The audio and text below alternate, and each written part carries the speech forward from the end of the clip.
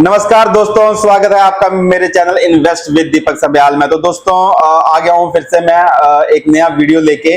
ये वीडियो इसके ऊपर है कि निफ्टी 50 अभी स्ट्रांग हो गया है। ये वीडियो मैं एक्चुअली एक हफ्ते या 2 हफ्ते के बाद बना रहा हूं। अभी थोड़ा बिजी हो गए थे हम अपने फेस्टिवल्स में। ये ब्रेकआउट हो चुका है, निफ्टी 50 ने ऑलरेडी ब्रेकआउट दे दिया है इस लेवल से।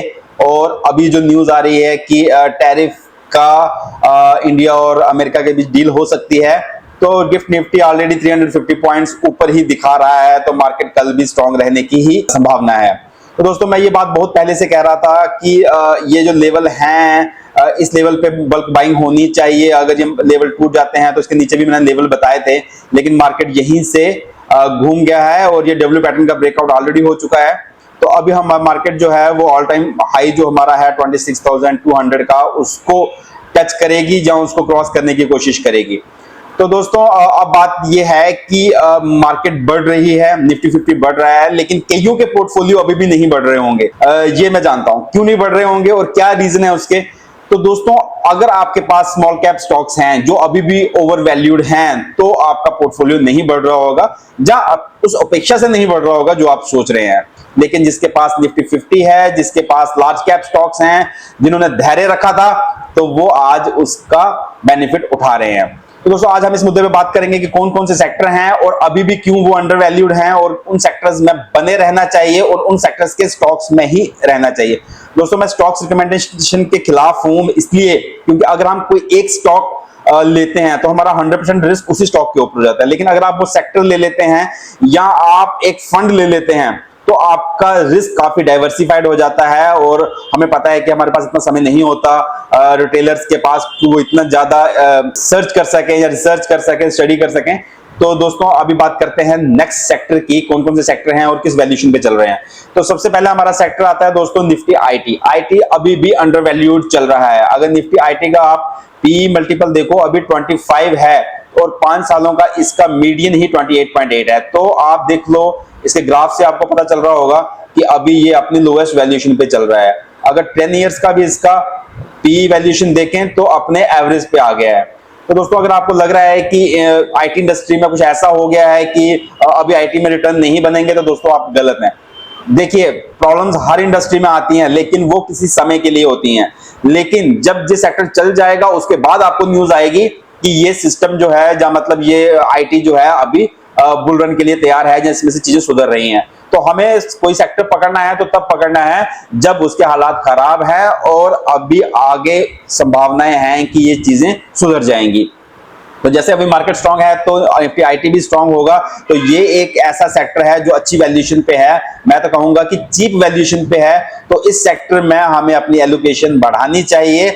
अगर है तो बने रहना चाहिए, इसमें से निकलना नहीं चाहिए। बहुत सारे लोग बोल रहे हैं बीच में, जो एक्सपर्ट्स हैं, कि नहीं जो आईटी सेक्टर्स है वो इतना अच्छा परफॉर्म नहीं करेगा।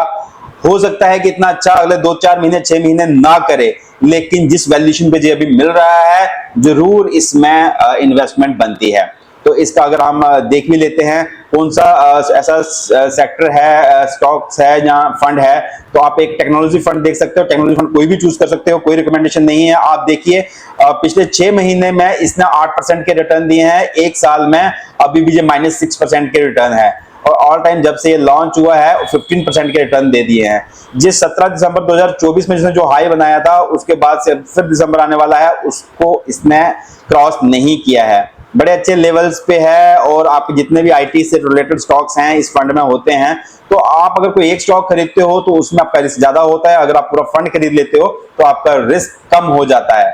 तो दोस्तों ये आ गया हमारा एक सेक्टर जिसके ऊपर मैं काफी बुलिश हूं और आपको भी इसमें स्टडी करना चाहिए। दूसरा सेक्टर आता है हमारा निफ्टी बैंक। निफ्टी बैंक हालांकि ऑल टाइम हाई के आसपास पहुंच गया है, लेकिन अभी भी वो चीप वैल्यूएशन पे है। आप देख सकते हो इसकी वैल्यूएशन 16.3 है। और अगर हम 5 इयर्स की इसकी वैल्यूएशन देखें तो अभी भी अपने एवरेज के पास ही ये पहुंचा है, लेकिन Nifty bank all time high पे पहुंच गया है। तो आप देख लीजिए 16.5। लेकिन अगर आप 10 इयर्स का इसका पीई वैल्यूएशन देखते हो तो अभी भी अपने एवरेज से बहुत कम है। इसका एवरेज 23.6 है। तो यहां से भी अभी बहुत गुंजाइश है इसकी एवरेज वैल्यूएशन में आने की। तो निफ्टी बैंक में ये मत समझिएगा कि निफ्टी एचडीएफसी जहां ICICI bank all time high चल रहे हैं तो इसके ऊपर नहीं जाएंगे, तो ऐसा नहीं है। वैल्यूएशन अभी इसकी बहुत कम है। दोस्तों होता क्या है, अगर कोई कंपनी 20 रुपए कमा रही होती है साल के और उसकी वैल्यूएशन 100 रुपीज होती है, अगर वो 40 रुपए कमाने लगती है तो उसकी वैल्यूएशन 200 होनी चाहिए। अगर वो 80 रुपीज पर ईयर कमा रही है तो उसकी वैल्यूएशन जो है 400 रुपीज होनी चाहिए। ऐसे ये अर्थमेटिक काम करता है पीई वैल्यूएशन का। तो दोस्तों निफ्टी बैंक अभी भी काफी अच्छी वैल्यूएशन पे है, इसमें भी बने रहने की ही आपको राय मैं दे सकता हूं। अगर आप कोई फंड देखें तो कौन सा फंड है, तो इसमें एक banking and financial services fund जो होते हैं आप उसमें बने रह सकते हैं। एक साल में उन्होंने 12% के रिटर्न दे दिए हैं, 3 साल में उनके एवरेज रिटर्न 18% के हैं। बैंकिंग ने बहुत अच्छा काम किया है, उनकी बैलेंस शीट बहुत अच्छी है। इस समय पिछले 5-6 साल में तो निफ्टी बैंक की बैलेंस शीट मतलब जितने भी बैंकिंग सेक्टर है या बैंकिंग स्टॉक्स हैं उनकी बैलेंस शीट बहुत सुधरी हैं और अपनी all time good balance sheet पे वो बैठे हुए हैं। और आपको पता है जैसे लिक्विडिटी बढ़ रही है, रेपो रेट कम हो रहे हैं, तो इनके पास लिक्विडिटी की कोई कमी नहीं है। RBI time to time inject करता रहता है ग्रोथ को बढ़ाने के लिए। तो आप ये मत समझिएगा कि बैंकों को कोई दिक्कत आ जाएगी। हाँ, कोई एक बैंक को आ सकती है, लेकिन अगर आप पूरा बैंक का सेक्टर ले रहे हैं तो ये भी अभी अच्छी वैल्यूएशन पे है। तो तीसरे अपने सेक्टर पे चलते हैं। तीसरा हमारा सेक्टर है निफ्टी ऑटो। तो ऑटो तो आपको पता ही है, जैसे जीएसटी कट वगैरह हुआ है तो लोग दिवाली धूम लोग गाड़ियां खरीदे जा रहे हैं, तो इसकी आपको न्यूज भी मिल रही होगी। तो चलो इसकी वैल्यूएशन देख लेते हैं। इसकी वैल्यूएशन जो है अगर हम 5 साल का एवरेज देखें तो 30.8 है और उससे नीचे ही ट्रेड हो रहा है। अगर 10 ईयर का इसका एवरेज वैल्यूएशन देखें तो उससे भी नीचे ही ट्रेड हो रहा है। इसका 10 ईयर्स का 32.9 है और अभी ये 28.2 है। तो अभी भी इसमें टेलविंड्स शुरू हुई हैं, तो आपको ये नहीं करना है कि नहीं आपको प्रॉफिट बुक कर लिया और उसमें से निकल गए। अभी तो पार्टी शुरू हुई है। तो इसका हम देख लेते हैं कौन सा ऐसा फंड है जो आपको ऑटो सेक्टर की वो सुविधा देता है। तो हम एक ये है एसबीआई ऑटोमोटिव अपॉर्चुनिटी फंड है। इसमें ऑटोज के सारे स्टॉक्स हैं, महिंद्रा एंड महिंद्रा में सबसे ज्यादा एलोकेशन है, वहां से लेके इसमें जो ऑटो एंसिलरी स्टॉक्स हैं उसमें भी इसमें एलोकेशन है।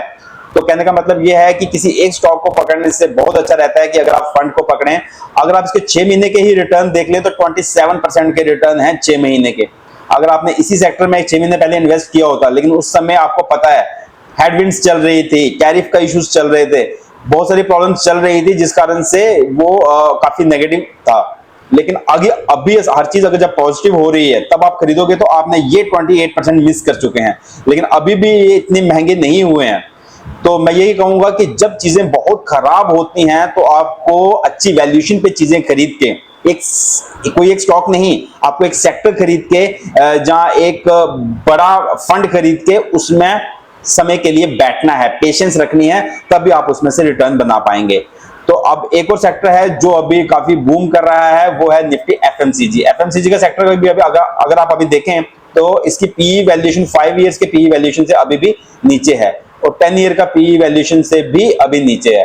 तो दोस्तों ये सेक्टर बहुत अच्छा सेक्टर है। जीएसटी कट से ये सेक्टर आप मान लीजिए कि अभी भी अच्छी वैल्यूएशन पे है। अभी तो इनकी अर्निंग्स आना शुरू होंगी, तो मतलब ये निफ्टी एफएमसीजी यहां से दोगुना भी हो जाए तो इसमें कोई बड़ी बात नहीं होगी। अगर आप कोई फंड देखना चाहे एफएमसीजी का तो ये एक फंड है FMCG prudential FMCG direct growth. तो ये इस फंड का अगर आप देखें तो एक साल में इसने अभी भी नेगेटिव रिटर्न है -4%। 3 साल में अगर आप देखें तो 9% के रिटर्न ही दिए हैं इसने सालाना, हालांकि ये हिस्टोरिकली 15-16% के रिटर्न देता है। तो इसमें अभी काफी ग्रोथ है। आप देखिए यहाँ पे 26 सितंबर 2024 मतलब एक साल से ज्यादा हो चुका है और अपने हाई से अभी भी काफी दूर है ये। तो ये सेक्टर भी जो है इसमें भी अभी पार्टी शुरू ही हुई है। तो मुझे ये लगता है कि आपको बने रहना चाहिए इन सेक्टर्स में। नहीं है तो अभी भी खरीदने का मौका है। अभी भी मार्केट महंगी नहीं हुई है, लेकिन स्मॉल कैप स्टॉक्स नहीं चल रहे हैं क्योंकि स्मॉल कैप स्टॉक्स पहले से महंगे हैं। जिनके पास स्मॉल कैप हैं अब उनको क्या करना चाहिए, मुझे लगता है कि कुछ जो आपको लगता है कि जो चलने वाले नहीं हैं, जब कुछ ज्यादा ही ओवर वैल्यूड हैं, जहां फिर उनके रिजल्ट अच्छे नहीं आ रहे हैं, तो आपको उसमें से निकल के लार्ज कैप की तरफ शिफ्ट करना चाहिए। लार्ज कैप में रैली अभी भी बनी रह सकती है। हाँ, लेकिन स्मॉल कैप का भी नंबर आएगा। अगर लार्ज कैप चलेगा तो ऐसा नहीं है कि स्मॉल कैप वहीं का वहीं रहेगा, वो भी चलेगा, लेकिन आपको पेशेंस रखनी होगी। तो दोस्तों आज के लिए इतना ही। ये 4 सेक्टर जो थे मैं डिस्कस करना चाह रहा था आपके साथ। बाकी मार्केट अभी अच्छी हो गई है, रिटर्न अच्छे आ रहे हैं, तो बने रहें, निकले नहीं उसमें से। अभी शुरुआत ही हुई है और सब एनालिस्ट जहां ये एक्सपेक्टेशन है कि अगली दिवाली तक आपको कहीं 28, 29,000 या 30,000 तक निफ्टी मिलेगा। तो अभी शुरुआत ही हुई है, तो कृपया बने रहें और जल्दी अपने प्रॉफिट बुक ना करें जब तक कोई चीज महंगी ना हो जाए। बाकी आप जो भी करें अपने फाइनेंशियल एडवाइजर को पूछ के करें। कोई रिकमेंडेशंस नहीं है, सिर्फ नॉलेज पर्पस के लिए ये वीडियो बनाया गया है। बाकी आपकी मर्जी, जो करना है करें। तो दोस्तों मिलते हैं नेक्स्ट वीडियो में, तब तक के लिए धन्यवाद एंड थैंक्स फॉर वॉचिंग।